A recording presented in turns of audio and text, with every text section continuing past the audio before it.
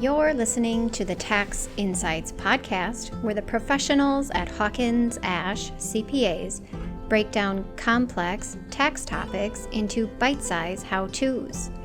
As a person nears 70 years of age, it's important to prepare for the proper retirement plan withdrawal amounts.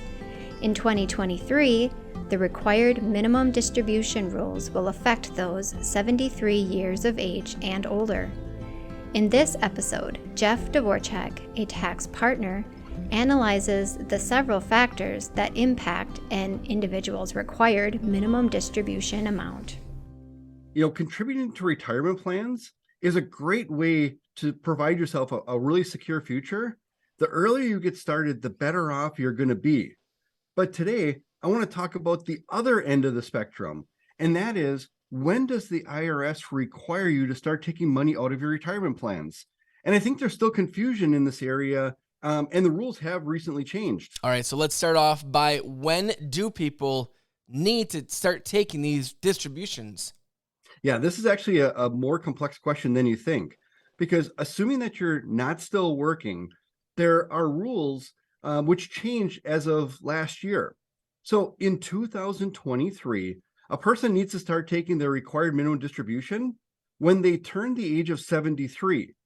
Now, prior to this year, that age was actually only 72, so it got bumped up 1 year because of the recent law change. So if you were 72 years old in 2022, you needed to start taking your required distributions in 2022. But let's say you were 71 last year, then you don't need to start taking your minimum required distributions until 2024. So, there's a little bit of a difference there. And those that were 72 last year, they had to start taking their required minimums, and they have to continue to do that because they fall under the old rules. Interesting. So you just said that these are the rules for someone not working. What about someone who is still working? Yeah, you caught that, right? So, the required minimum distribution rules are for IRAs, are just what we talked about. But the rules are a little bit different if you have a qualified plan like a 401k or a 403b, and you're still working. In this case, a person can delay taking those required minimum distributions from just those qualified plans while they're still working, as long as the 401k plan is from your current employer. If you have like a 401k plan from a prior employer or something like that, those you still have to take distributions from. And this rule does not apply to people that are business owners. So if you own 5% of your business and you have a 401k, you have to start taking your distributions at 72 or 73, just like everybody else. So do you have to take the required minimum distributions by December 31st every year?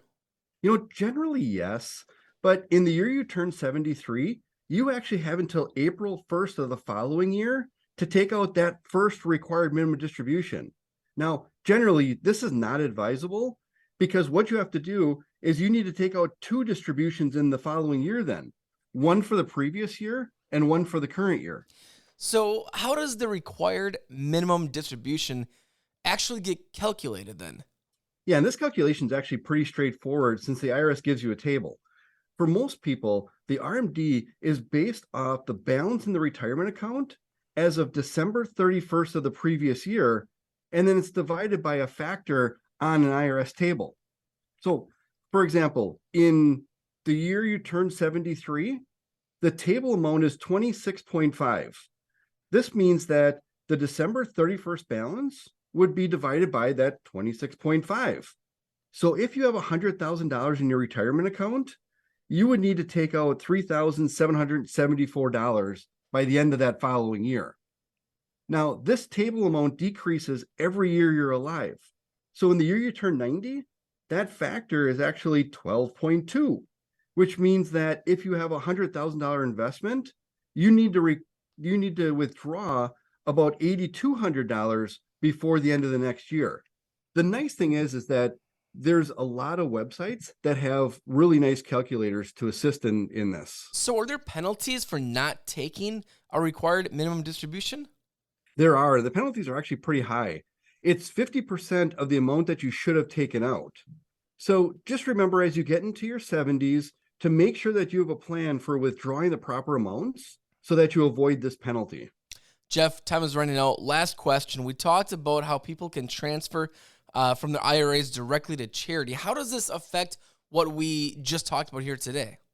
Yeah, this is the qualified charitable distribution that allows people over 70 and a half to make donations directly to charities from their IRAs, which can save taxes.